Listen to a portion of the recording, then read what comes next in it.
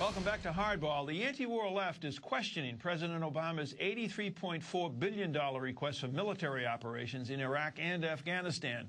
And today, the top U.S. commander in Iraq said we may miss our first deadline to reduce troop levels in Iraqi cities by June 30th.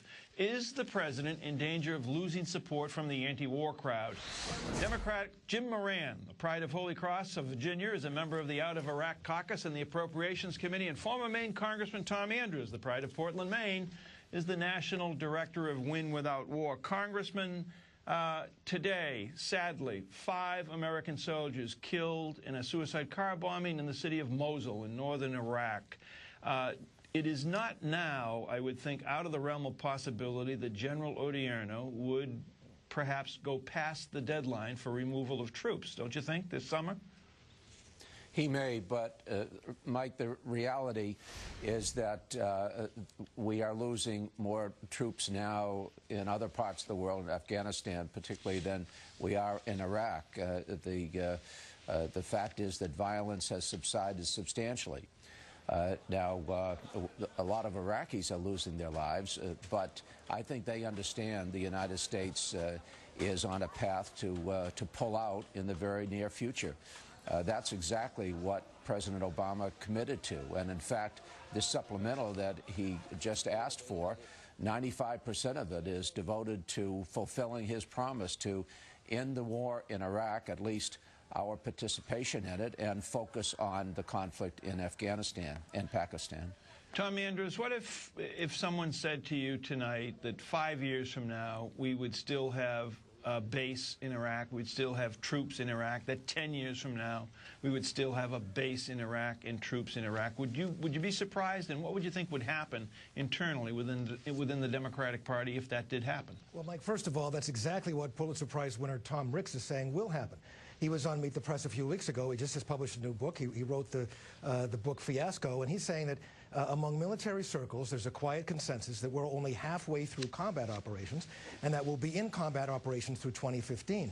I mean, obviously, General Odierno did not get the message that President Obama delivered in Iraq. The biggest cheer he got from those troops was when he said it was time for the United States to give responsibility and full sovereignty for Iraq to the Iraqi government. Does that mean there's going to be no violence? Does that mean that the Sunnis are all going to get along with the Shia, that Arabs are going to get along with Kurds? No, it means that the responsibility for that is going to be shifted over to, once and for all, what the Iraqi people want, namely their government to be in control. That is what is at issue here, and General Odierno came up with a whole laundry list of possible problems that could result in the United States escalating. In fact, that's what he said today. He said escalate in Mosul and Baquba. That's ridiculous. If he listens to what the president is saying, he's saying the United States is getting out, and that's what we should be doing. Congressman Moran, I mean, given the president, some would say his lack of props and military matters, his lack of foreign policy experience, obviously, before he became president, real foreign policy experience, isn't it possible that, as Tom Andrews pointed out, on the opposite side, that President Obama didn't get the message, or that General Odierno didn't get the message? Maybe President Obama got a message from General Odierno that we're going to be there for a while. And what would happen if that is the case within the Democratic Party? I think the Democratic Party has a great deal of confidence in our president. He does have judgment. He listens, he reads, he thinks, and we know that his ultimate objective is to extricate the United States from this conflict in Iraq, because Iraq still is no threat to the United States, although we do have an interest in it stabilizing the Middle East. Now, in terms of what we will leave behind, the residual force that will continue to train Iraqi forces and continue to advise them on setting up a civil society, that has yet to be fully determined. There's no question in my mind we will withdraw at least another 100,000 U.S. troops out of Iraq. But how many we leave and what their role will be, we know it's not going to be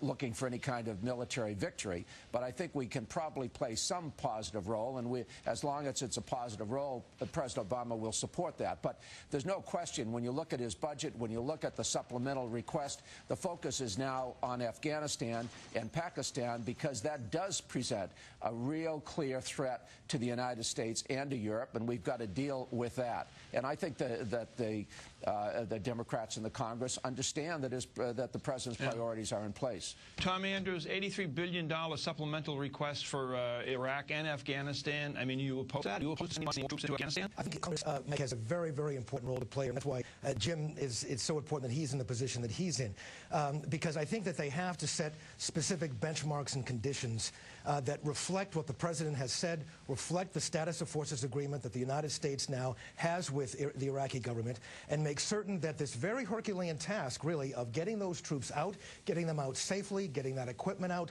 all the logistics that have to go on, that's going to take some investment and some money. And yes, if we're spending that money on that mission that the President has laid out and that this country has agreed to, then yes, they should have a supplemental and support the President and support the troops getting out. But I think the Congress should exercise its oversight responsibility and establish some very clear benchmarks, accountability, make sure that General Ordiano and others are following through and committing themselves and implementing that President's policy and making sure we're on track for having all troops out, residual and combat troops out, by 2011. Remember, June, that's the end of May, the end of next month, all combat troops should be out of the cities.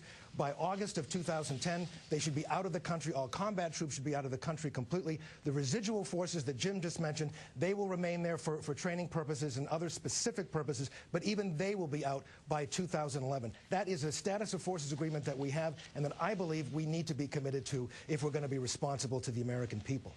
Well, we'll find out. I have the funny feeling we'll be talking about troops in Iraq for several more months to come past these deadlines. But Congressman Jim Moran and Tom Andrews, thanks very much for joining us.